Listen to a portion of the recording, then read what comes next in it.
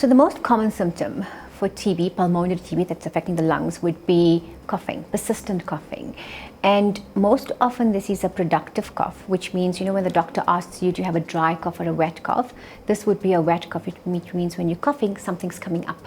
And the something that comes up is called sputum. Sometimes this can be blood stained and sometimes it can be frank blood. So that's the common one. Then we have unintentional weight loss. And the emphasis is unintentional. So you should not be having a special diet where you want to lose weight and then you ask the patient, are you losing weight? And they say yes, but then they're on a diet.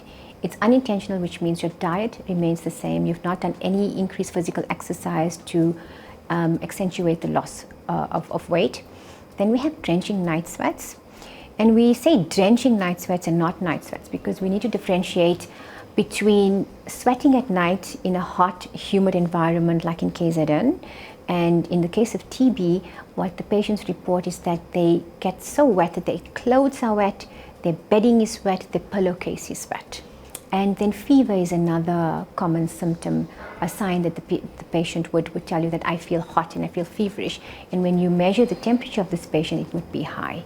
So those are the common ones. Other ones could be like they're feeling tired, or they could be non-specific signs and symptoms that sometimes mimic the common cold.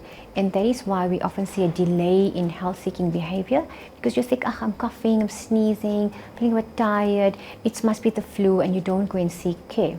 But when these go on for a long period of time, 2 weeks, 3 weeks, 4 weeks, you need to make sure that you need to go to your doctor and get investigated for TB or any other disease that might be there. So it's prolonged symptoms that we experience in these cases.